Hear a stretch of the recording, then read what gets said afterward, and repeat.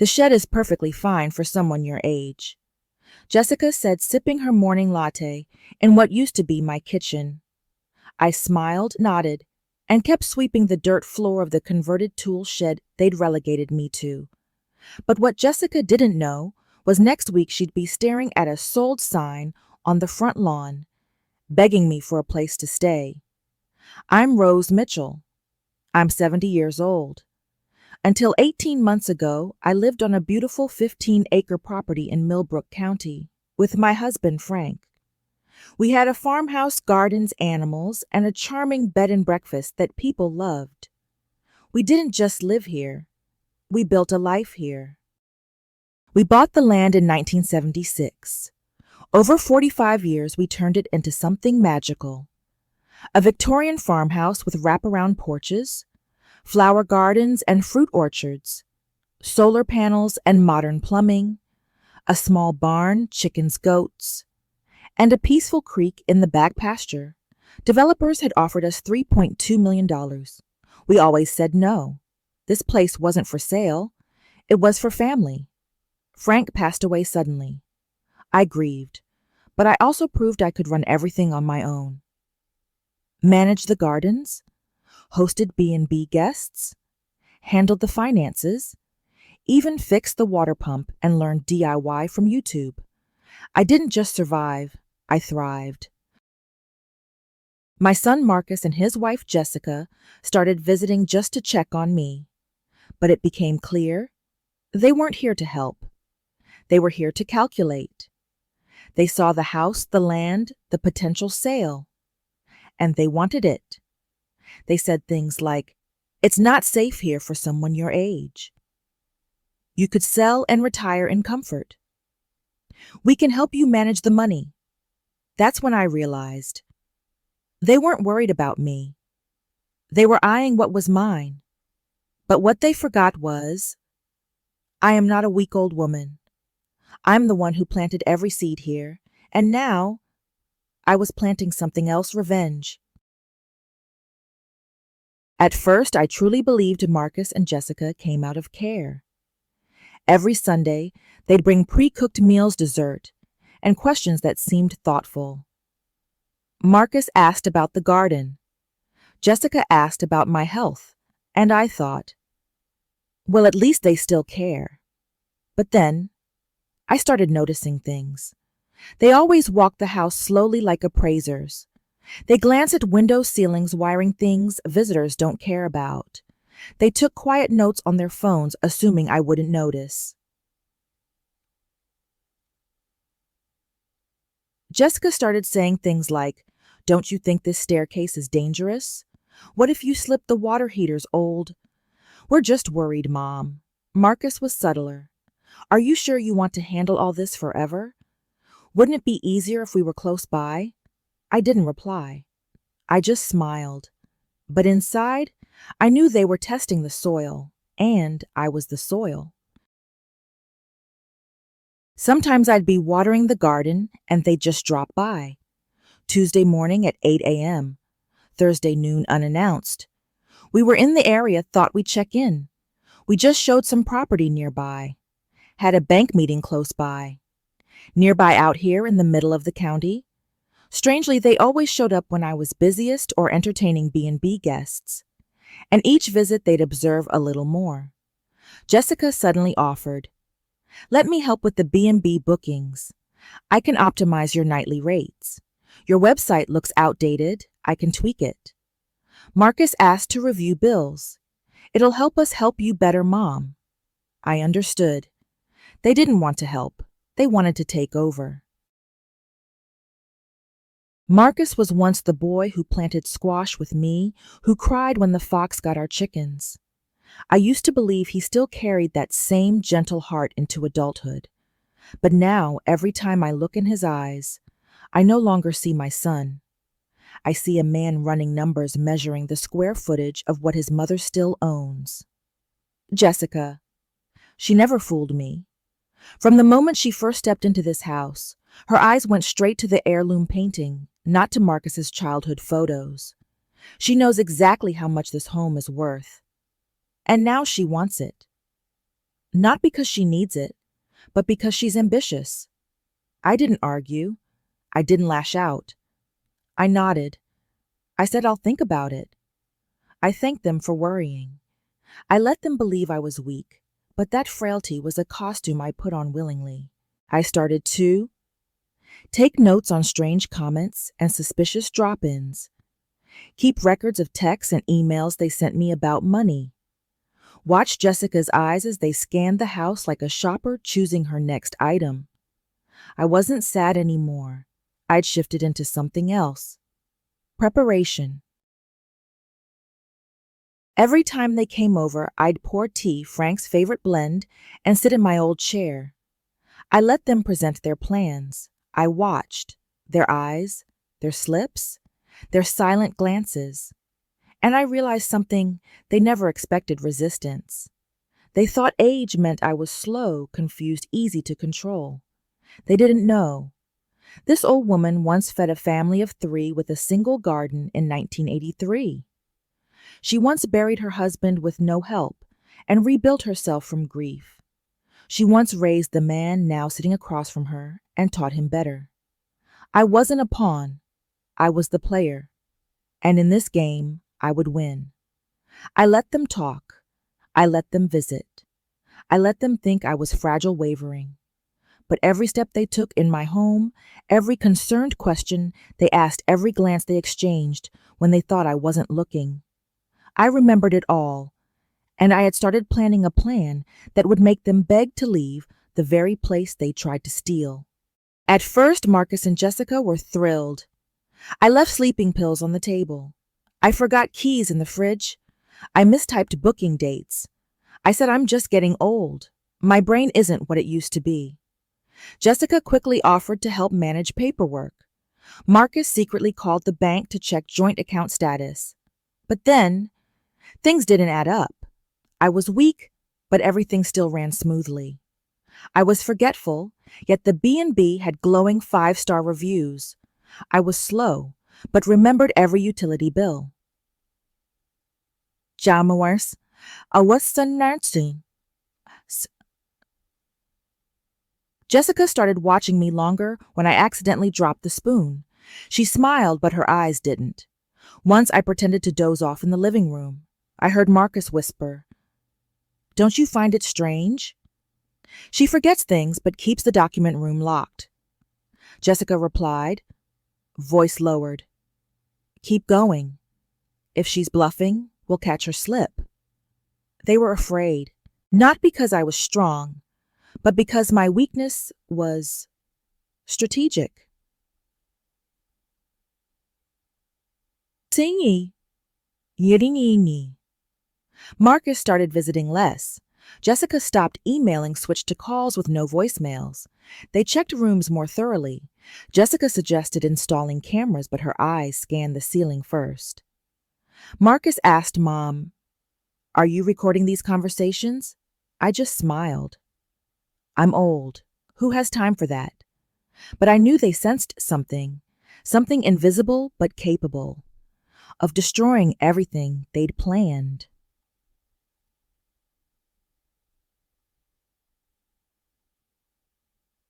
Stendershnum. Sinisimo. I saw it in their eyes. No longer the look of winners, but the look of intruders walking through a minefield. They didn't stop, but they moved slower, and I knew it was almost time to close the trap. I am no longer the sweet mother waiting in the kitchen for her son to bring the keys home. I am Rose Mitchell, 70 years old, and today I am ready to deliver a verdict. Why so harsh? Because for years I have endured, forgiven, hoped, but all I received in return was manipulation. They doubted me, cloaked in faux affection. And the truth is, when a schemer meets silence, they see opportunity. Today, I will show them who holds the last card. Chen. Marcus stood up for the first time, brushing the folder aside. So you're turning this into a legal circus? You think bringing cops to the door solves a family problem? I remained seated, eyes fixed on his hand. Family I thought families shared, not plotted like vultures over property. Jessica shouted, her voice rising with panic. We're trying to help. No one wants you to suffer in your old age. I nodded slowly. Right. You just want me out of the way fast enough to grab the keys and the vault. The day they left, the sky was a heavy, unblinking gray. No goodbyes. No last embraces. Marcus kept his eyes low as he dragged his suitcase down the steps. Jessica wore sunglasses too dark for the season, trying to mask the sting of defeat. I stood on the porch, fingers curled around the old rusting key, my final farewell to the life I once lived. Not a tear left me. I had shed enough for one lifetime. I watched their car turn off the red dirt road, then turn, shut the door, and locked it behind me. That click was more than a sound. It was a closing of a chapter, a sealing of betrayal, an oath to myself. I called Richard, my lawyer. It's done, I said. The house, the land, the legacy, they were no longer mine. But they weren't lost. They were passed intentionally, thoughtfully, to a young couple with 2 children and eyes that gleamed like fresh morning. I didn't sell the house. I handed it over. Not for money, but because I believed this place deserved a worthy future. I left behind the kitchen with its fading green walls stained by time and half-baked dreams. But I did not leave myself behind.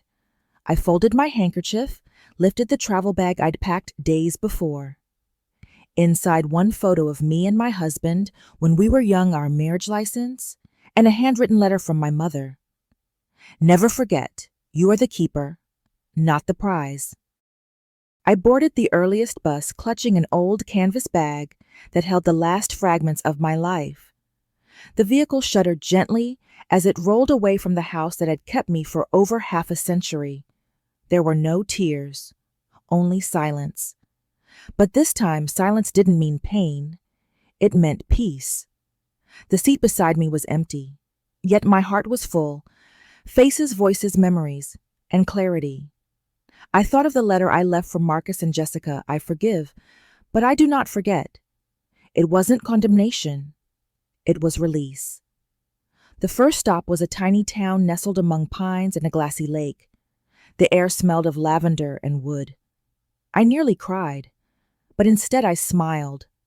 I rented a small room above a flower shop. The owner, Irene, a widowed woman with silver hair and a gentle presence, handed me the key. No deposit, she said. Around here, we trust first. Each morning I helped Irene arrange flowers.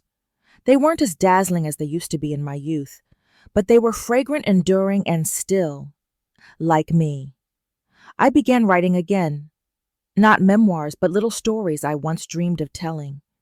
I wrote them by hand on yellowed paper. And when the first line emerged, I felt alive. One afternoon, a little boy came into the shop with a bouquet of white chrysanthemums. "Do you know what these mean, ma'am?" he asked. I smiled and shook my head. "They mean I'm sorry, and I'm ready to begin again." I watched him walk away and realized I was living again in a world where kindness still breathed, even in whispers. I had no idea Marcus had found this little town until I heard the shop bell ring. No bouquet in hand, no smile, just a thin face and eyes clouded with fatigue. "I'm not here to apologize," Marcus said as soon as we met. "I just want to understand why you left like that." I wasn't angry, only sad that the question had come too late. "Because I didn't leave," I answered quietly. "I just stopped being a shadow in a house where I was no longer seen." We sat on the wooden bench outside the flower shop. Irene brought us 2 cups of tea. No words for a while. But for the first time I saw my son, not just as a man, but as a frightened boy raised in a house of silence. "I was afraid of losing everything," Marcus whispered. "Afraid of being poor. Afraid of not being in control." I held his hand for the first time in years. And because of that fear, you lost me.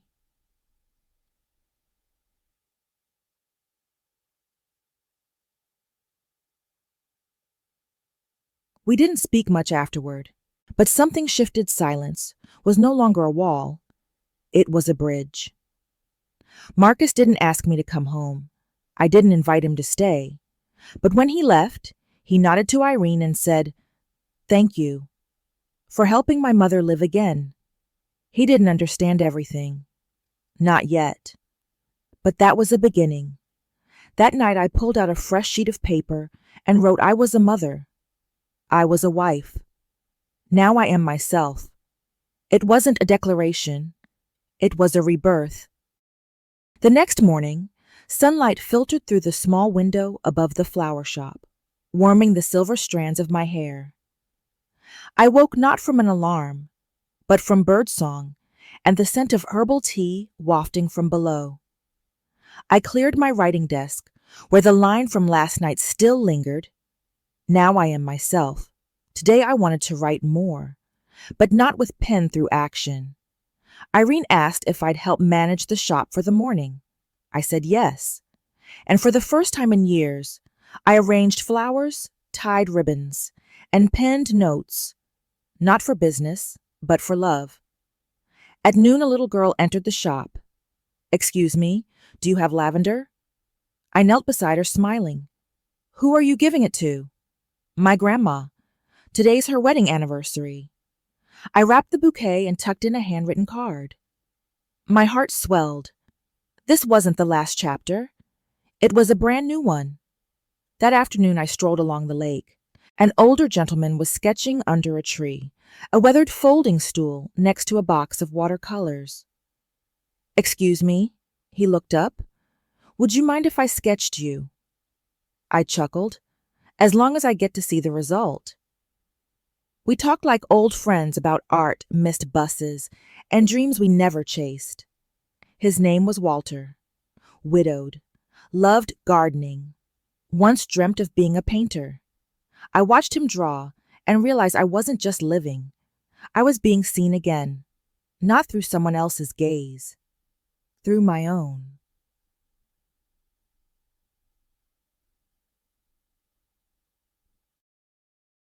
A month had passed since that afternoon Walter sketched me beneath the pine. The drawing was now framed a wash of gentle watercolors, hanging by the shop entrance. Visitors paused, admiring. "Who is the graceful lady in the painting?" they'd ask. Irene only smiled, guarding the town's sweet secret. Every dawn, I watered the lavender beds, listening to mist hiss against sunlight and release its clean scent. It reminded me of the field behind the old farm, where Frank once laced his fingers with mine at sunrise.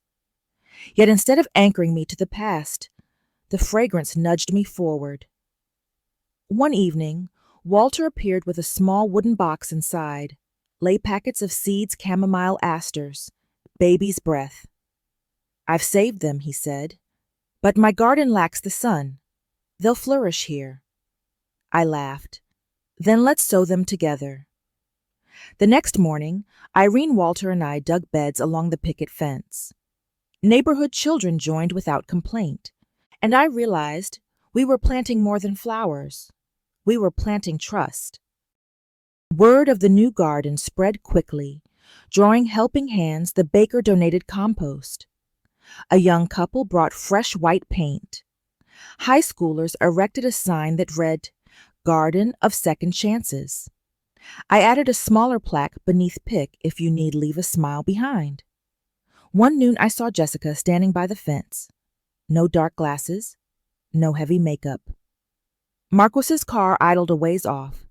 She clutched a canvas tote, fingers trembling. "I don't dare step inside," she whispered. "I haven't learned how to apologize." Breathing in lavender, I nodded toward the bench near the path. "Sit. Flowers need sunlight. People need time." Marcus remained by the car, head bowed. He had learned silence now was respect.